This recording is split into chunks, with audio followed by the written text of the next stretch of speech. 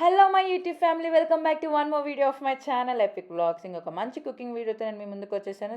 ఈరోజు నేను baby corn masala with chapati combination అయితే ట్రై చేస్తున్నాను. అందుకని నేనైతే బేబీకార్న్స్ని ఫస్ట్ అయితే వాష్ చేసుకుంటున్నాను. గోరువెచ్చని నీళ్ళల్లో కొంచెం సాల్ట్ వేసుకొని దాని తర్వాత దీన్ని ఇలా హాఫ్ చేసి చిన్న చిన్న పీసెస్గా అయితే చేసుకుంటున్నాను. దీన్ని అయితే మనం 80% దాకా మనం బాయిల్ చేసేసుకోవాలి. దాని తర్వాత 20% మనకి కర్రీలో బాయిల్ అయిపోతుంది అనమాట.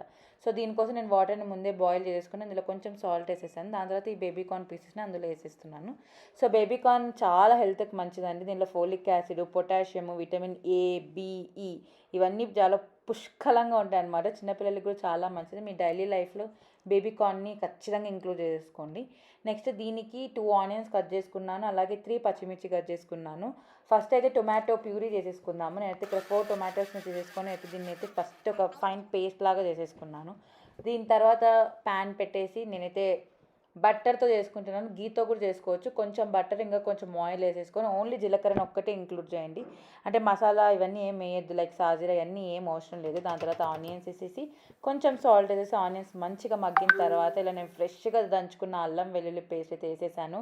అప్పుడైతే ఆ స్మెల్ నాకైతే చాలా మంచిగా అనిపించింది. దాని తర్వాత స్పైసెస్ అన్నీ యాడ్ చేసేసాను, లైక్ ధనియాల పొడి, ఇంకా కారం పొడి, ఇంకా ఉప్పు, దాని తర్వాత గరం మసాలా.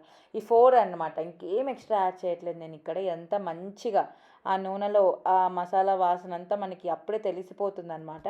సో ఇవన్నీ మంచిగా వేగిన తర్వాత టొమాటో ప్యూరీ మనం ఏదైతే మిక్సీకి చేసేసుకున్నామో అది వేసేసి మంచిగా మిక్స్ చేసేసుకోండి. దీని తర్వాత మనమైతే ముందు మిర్చీస్ కట్ చేసుకొని పెట్టుకున్నాం కదా, ఆ మిర్చీస్ ఇప్పుడు వేస్తున్నాను నేను. సో దీని టేస్ట్ ఇంకా బాగుంటుంది. స్టార్టింగ్లో వేయడం కంటే ఇప్పుడు వేస్తే ఇంకా బాగుంటుంది. దాని తర్వాత కొంచెం పసుపు వేసేసుకుంటున్నాను. సో దాన్ని అయితే పక్కన పెట్టేసాను. ఇక్కడైతే ఫస్ట్ నేను క్యాష్యూస్ కొంచెం హాట్ వాటర్లో నానబెట్టుకున్నాను ఒక 1 అవర్ బ్యాక్. దాన్ని అయితే మిక్సీ పట్టేసుకుంటున్నాను. ఆ మిక్సీ పట్టుకున్న పేస్ట్ ఇప్పుడు నేను కర్రీలో వేస్తున్నాను. ఇక్కడ మనం చూస్తున్నారు ఆయిల్ అనేది పైకి తేలుతూ ఉందన్నమాట. ఆ టైంలో మనం ఈ క్యాష్యూనట్ పేస్ట్ అనేది వేయాలి. దాని తర్వాత మన కర్రీ చూడండి రెస్టారెంట్ స్టైల్లో రెడీ అయిపోతుంది. దీని అలా కొంచెం సేపు సిమ్లో పెట్టి పక్కన ఉంచేస్తున్నాను. సో ఇంకా ఫైనల్గా మనం ఇందులో బేబీకార్న్ వేసుకుంటాం అనమాట.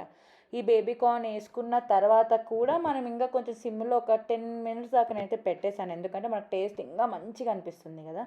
సో ఫైనల్గా మీరు కావాలంటే కొరియాండర్తో అయినా గార్నిష్ చేసుకోవచ్చు, లేకపోతే ఇంకా కొంతమంది దానిపైన ఇంకా బట్టర్ కూడా వేసుకుంటాను. నేను ఆల్రెడీ స్టార్టింగ్లో కొంచెం ఎక్కువ బట్టర్ వేసాను అనిపించి నేనైతే లాస్ట్లో అయితే గార్నిషింగ్ వేయట్లేదు.